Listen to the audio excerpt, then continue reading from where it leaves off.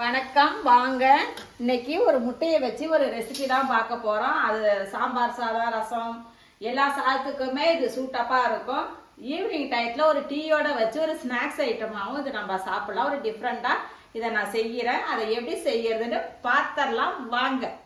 அதுக்கு நான் 2 முட்டை எடுத்திருக்கேன். அதை இப்போ ஃபர்ஸ்ட் உடைச்சுப்போம். இப்போ இதில் 2 ஸ்பூன் கடலை மாவு, 1 ஸ்பூன் அரிசி மாவு. இது நல்லா ஒரு விஸ்கு வச்சு நல்லா கலந்துக்குங்க. கட்டி இல்லாமல் அப்படியே கலந்துக்குங்க. நல்லா இப்போ கலந்தாச்சு. விஸ்கை வச்சு நல்லா கலந்து அடித்து விட்டுக்குங்க.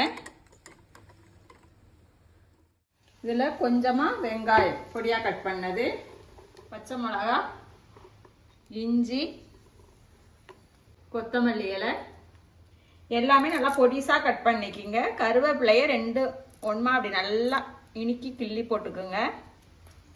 இதுக்கு தேவையான அளவுக்கு சால்ட்டு,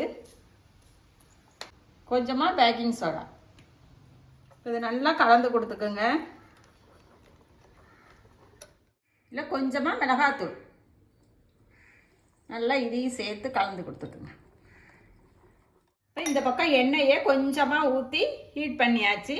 இதை நல்லா கலந்து கொடுத்து கொஞ்சம் கொஞ்சமாக அப்படியே மொண்டு ஊற்றிக்கிங்க.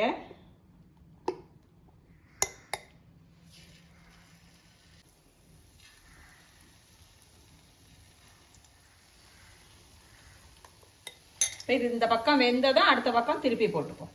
இப்போ அடிப்பக்கம் வெந்துடுச்சு. இந்த பக்கம் திருப்பி விட்டுப்போம். அப்படியே எல்லாத்தையும் ஒன்று ஒன்றா பரட்டி விட்டுடுங்க.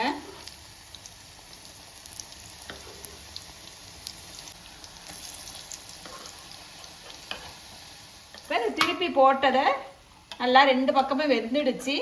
கலர் மாறி வந்துடுச்சு பாருங்க. இப்போ அதை எடுத்துருவோம்.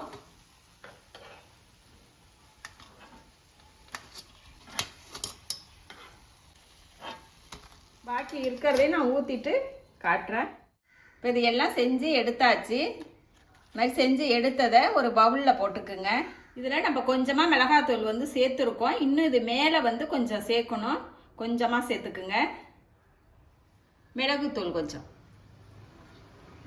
இதில் ஒரு குலுக்கணும். இது அப்படியே ஒரு தட்டை போட்டு குலுக்கிடுவோம்.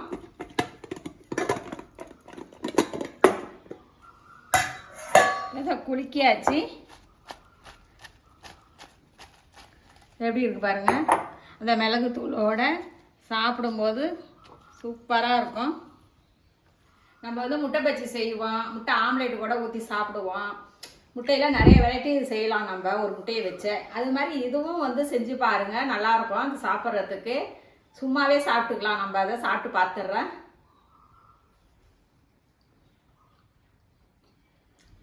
அதான் ஓரம்லாம் மொறுன்னு இருக்குது. சூப்பராக இருக்குது. இந்த மாதிரி சாப்பிடும்போது நல்லாயிருக்கு. ஈவினிங் டயத்தில் ஒரு டீயோட வச்சு இதை நம்ம எப்போதும் பஜ்ஜிலாம் செய்வோம். அதை மாதிரி செய்யாத இதை மாதிரி ஒரு டைம் செஞ்சு கொடுத்து பாருங்கள். உங்கள் குழந்தைங்க டக்குன்னு வாங்கி சாப்பிடுவாங்க. எந்த ஒரு முட்டை வாடை எதுவுமே இதில் தெரியல. சூப்பராக இருக்குது. இந்த ரெசிபி பிடிச்சிருந்ததுன்னா கமெண்டில் எப்படி இருக்குன்னு சொல்லுங்கள். விஎஸ்கே சமையலுக்கு சப்போர்ட் பண்ணுங்கள். ரசித்து சமைங்க, ருசித்து சாப்பிடுங்க. தேங்க்யூ.